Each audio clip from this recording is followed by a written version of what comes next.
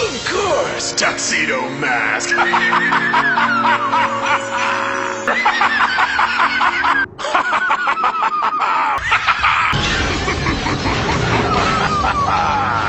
I did it!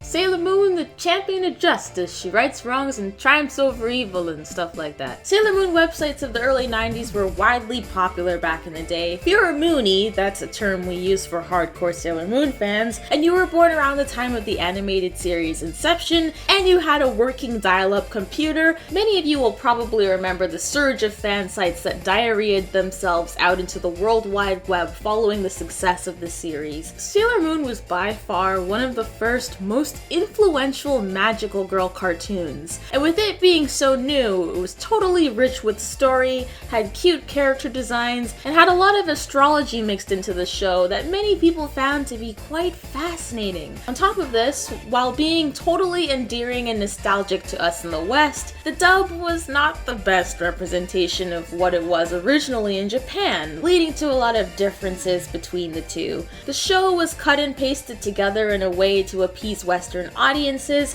and as a way of getting through many of the bizarre censorship laws that would have put Sailor Moon at risk of airing in the United States. Oh, so you're gonna tell me lesbians are a bad take, but you're gonna give me gas bag mega babies uncensored with a side dish of ripping friends? Okay. Because of this, the Japanese Sailor Moon series was kind of like a mystery to all of us over here, and the other Sailor Moon enthusiasts made it their job to learn all the HTML and C++ possible that they could at the time to craft together websites and shrines that often explored the Sailor Moon universe, that scratched at the fandom at a deeper level than the dub ever could. These fan sites provided us with original Japanese intros, dub changes, and episodes that were cut or never aired for an array of reasons. The web for Sailor Moon in the 90s was like a treasure chest of bonus content and hidden gems to Western audiences. If we didn't have websites like this, many of us would have grown up thinking that these two were in fact uncomfortably close lesbian cousins, when in actuality they were just lesbians. Yeah, because incest somehow cancels out lesbianism, okay. According to Old Faithful, in English-speaking countries, Sailor Moon developed a cult following among anime fans, and male university students specifically. And I can attest to this claim, as many of the webmasters of these websites were sweet older men who just had a fondness for the camp and flair of Sailor Moon. This is not like a perverted fact or anything, because I think it was important to make this distinction, because I know that a lot of these guys that ran these sites also went on to expressing that Sailor Moon really helped them in their formative years of finding who they were in terms of their gendered identities and helped them to come to terms with their sexuality, as many of the characters showcased didn't fit one specific mold. You had butch female characters, tomboys, masculine and feminine guys, and even characters that could be categorized as transgendered. So even though the show had a shit ton of censorship slapped onto it, a lot of the times it was hard for dubbers to eliminate those subtexts. Sorry guys, love wins. Fans could use the internet to communicate about the series through forums, share information about unaired episodes, or even write fan fiction, which we're gonna get into. Sailor Moon content got so big online that by 2004, a study revealed that there were about 3,335,000 websites about the anime compared to the 491,000 websites for Mickey Mouse. That's right, bitch. Fuck your fandom, mousy cuck. Hold up, Raven, you're gassing up all the Sailor Moon fan sites, but what about the original website? I'm sure with Sailor Moon being so popular, surely the Sailor Moon websites must have some noteworthy goodness. No, it didn't, it was trash. Think about what 8-year-old you would have wanted to see online. Pretty much all the cartoons I watched had their own online hubs at that point, like Pokemon and even Space Jam. The Sailor Moon official website, though, was a little lackluster. And I'm being generous. How did I stumble across this page? Same way I found the other pages. Literally typing up the name of the cartoon and it ending with .com or .org or whatever and seeing whatever would come up and oh, that's not good. The website was literally just a mailing list with a picture of Sailor Moon in the middle. And it's not even an official Sailor Moon image, it's just some weird fan art. You know, whomever was paid to run this website really had no idea what they were doing. They can't even get the web art right. Wait a minute, is that a lightsaber? Really? I guess she's from outer space, but they really thought they could get away with this. And her tiara's gone. That's it. I'm trying to find a sense of community. An 8-year-old me is not going to find it on a site that requires my email to simply send me updates about Sailor Moon, which, by the way, I remember I'd tried multiple times to activate my account on this website and I never once received an email. And when I finally did, the interior of the website was just as bland as the outside. Perhaps there's another official Sailor Moon hub I can take myself to. Forget .com. Let's try something else. SailorScouts.net. Oh. Wait a minute. I don't think we should be here. We're gonna get in trouble. I feel like because there wasn't much to offer on the official website, a lot of tech-savvy people built their own websites and shrines dedicated to all things Sailor Moon, and I remember using all of these sites to keep up with the latest episodes and just learn new things about the anime. And doing this also taught me a lot about the heavy censorship the English version underwent, as the Japanese Sailor Moon was in some ways worlds different from what I thought I knew. So strap into your seats, I'm going to take you through some of the many iconic Sailor Moon websites of the 90s, and I'm going to tell you what made them all so special. Hopefully this is a great trip down memory lane for all the Moonies out there. Glen's Sounds of Sailor Moon, which was the music section of a still functioning website called Moony.ca, offered my Canadian ass an array of different Sailor Moon theme songs from different countries. The site had Japanese intros, English intros, Cantonese, and French. He had all the MP2s and interview segments and clips from voice actors, and he was Canadian and the voice actors, and Deke was Canadian, so it was like this guy had the inside scoop. He also had a bunch of links to tech blogs, network tools. This guy was one of the guys Wikipedia was talking about, but my favorite part of the site by far was the audio selection. It's the first place I discovered that the French Sailor Moon intro was one of the weirdest things I've ever heard. Sailor Moon, il ne vit pas comme les autres. Sailor Moon, vers l'aventure elle nous emporte. And this was the website where I found a song that rivaled that of the English intro in terms of its greatness. The German Sailor Moon intro. Kämpfe für den Sieg über Dunkelheit, folge deinem Traum von Gerechtigkeit, du kannst es tun. Oh Sailor Moon.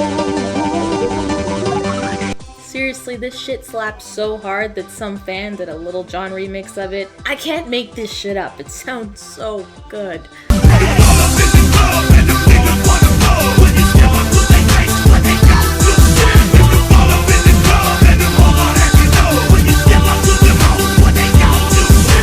The realm of SailorEnergy.net, created in 1999, probably one of the most humorous Sailor Moon websites. I could always go there for a guaranteed laugh. The website was built by Jeffrey Anderson, a really sweet human being who not only showcased his humorous series of Sailor Moon related webcomics on the site, but also had a section that taught people how to make those little chibi sprites you'd see them use in Sailor Moon games. So yeah, you could make your own sprites. He also gave drawing tutorials and hosted his own drawing contest where he would mail out prizes to the winners. I actually won a Amara and Michelle doll, aka Sailor Neptune and Sailor Uranus. For my really shitty rendition of the Dragon Ball Z characters, please don't roast me. Basically, SailorEnergy.net was a one-stop shop for fun. Not just that, the guy is mad creative and eventually revamped the website into a host for his own independent series of webcomics. And good news for you, you can still access the Sailor Moon content without the use of a Wayback Machine, as he made sure to keep all of the old Sailor Moon stuff up as a proper nod to nostalgia. So his website is still kicking after all these years. Just type in SailorEnergy.net, it's just that easy. Castle in the Sky, a Sailor Moon fan website, was a GeoCities hosted website built in 1996 that showed me Sailor Moon was more of a perverted show than I had initially thought. Castle in the Sky would give you the rundown on all the episodes of Sailor Moon. They explained some of the inside Japanese humor that was changed for both localization and censorship, character name translations, and they had a full archive of the missing and changed episodes, which was a trip to scroll through as a child because it was the first time I saw Tuxedo Mask's bare naked ass jumping into a bathtub for the first time.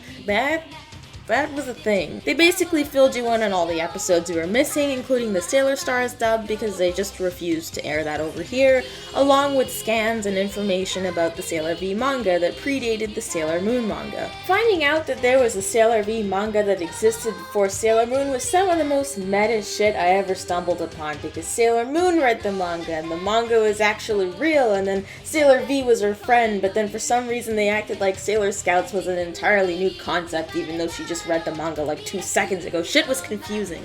Sailor Moon SOS Save Our Sailors was a Sailor Moon site that existed as a campaign to bring back our Sailor Senshi. The site focused on the revival of the dub and had any and all things related to localization. It kept us up to date on Pretty Guardian Sailor Moon, the live action series. They let us know about licensing issues and restrictions for DVD releases of Sailor Moon, and they also campaigned for Sailor Moon Sailor Stars, which was the last season of Sailor Moon, to be dubbed into English and air on Western television. And for those of you that don't know, the last season of Sailor Moon had a lot more camp, a lot more violence, a lot more panty shots, and men who transformed into women but were actually men, or I don't know, I think in the manga they were trans but were gender fluid in the anime. I don't remember. All I know is that Cloverway took one look at Sailor Stars and was like, not happening, chief. But incest? Okay, I can fuck with that. It was the 90s. It was an ignorant and uninformed time all around. For some reason, being gender fluid raised a lot of eyebrows, yet we had shows like this for kids. Just give me my goddamn Sailor Moon. Next on our list is the Sailor Moon Hideaway, created by a guy named Philip, and home to one of the best fan-made Sailor Moon games on the planet. See what I did there? Titled Sailor Jupiter Saves the Universe.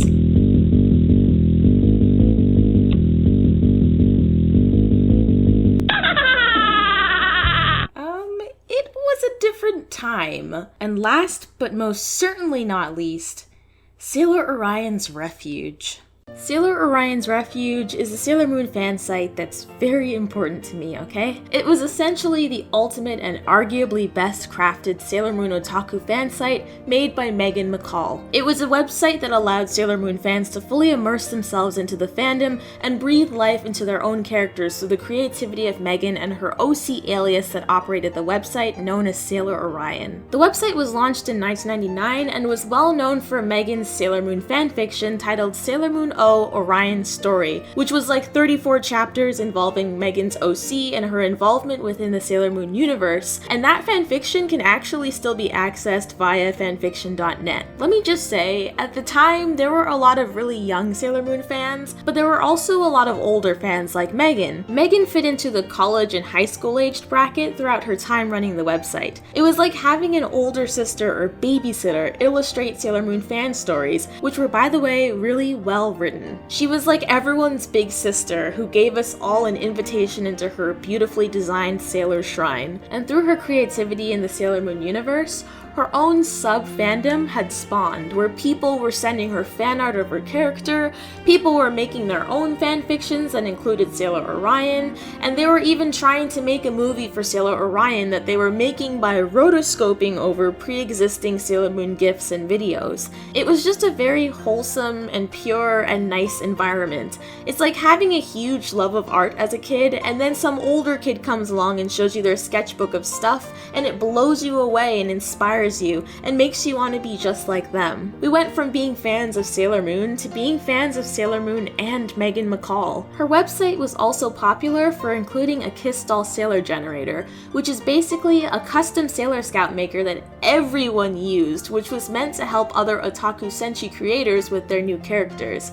It was great for me too at the time because I sucked at art. She also had a slew of tutorials on how to properly write fanfiction, listing the different types of tropes and other things you'd need to know as a writer. The Refuge had a forum where people could discuss Sailor Moon, discuss Sailor Orion, or just other things in general. It really was a Sailor Moon clubhouse of creativity, and I thank Megan from the bottom of my heart for having a website that existed like that. It wasn't just a fan site, but also a lot of the resources she made available to us helped us with our own creativity and helped other kids with their own world building. Sailor Orion was, for a lack of better words, inspiring. And then, sadly, on July the 10th, 2004, Megan wrote on the front page of her site, "After 5.5 years online, I am very sorry to announce that I have decided to close the Refuge. Current demands on my finances, as well as the fact that I just don't update any longer, makes it impractical for me to renew the domain and web space." She thanked her visitors and gave them permission to use and expand on the Kiss Doll generator, which was the inspiration behind the current and popular Sailor X generator website, and other projects that had spawned from her website and forum. According to the wiki, Megan decided to let her website expire rather than exist as a static site on a free server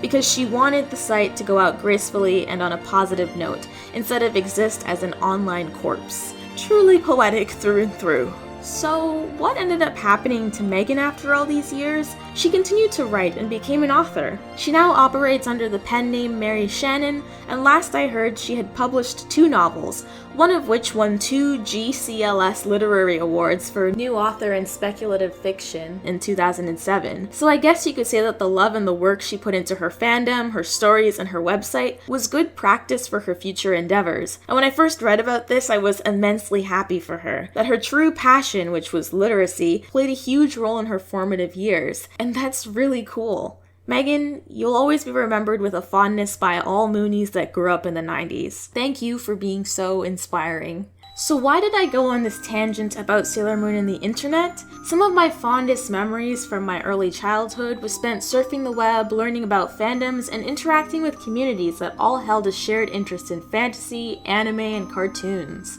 That shared love has helped to foster my passions, and without it, I probably would have never continued drawing and striving to improve on my art. I probably would have dropped anime and found another hobby, and I probably wouldn't be as invested in writing if not for being exposed to a community that were so passionate about storytelling that it also made me want to tell stories and continue with writing as an art form. Fandoms and online communities, whether it be for video games or cartoons, is a perfect place for fans to congregate and share inspiration, and this online connection was especially crucial in the 90s when it wasn't that easy for a bunch of people to meet up from all across the world. I doubt we'd have as many mass conventions as we do today if not for people building communities through forums and fan websites and finding each other online. So thank you, Jeffrey Anderson, for your fourth wall Sailor Moon humor. Thank you, Glen, for your Canadian Sailor Moon insight. Thank you, Philip, for your shrine to Sailor Jupiter. Thank you, Lawrence, for showing us all the differences that can take place during a cartoon's dubbing and localization. Thank you, Sailor Moon SOS, for keeping the love of the series alive well after its cancellation. And thank you, Shannon, for your world building, character builders, and fan fictions.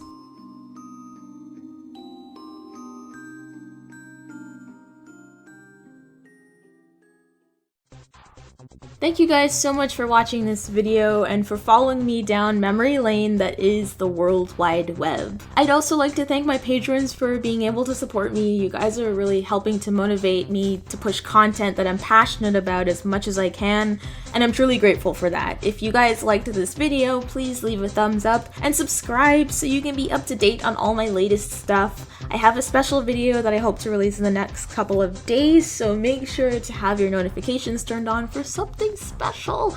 With that, I'll see you guys later. I hope you enjoyed the video, and I will be back next week. Stay tuned because October is going to be filled with a lot of Halloween goodness. Okay, see you later. So have you seen her? She's the greatest. The super magic calls Sabrina. Here comes the fun now. Are you ready? Young and blind, get happy. So have you seen her? She's the greatest. The super magic calls Sabrina. Yeah.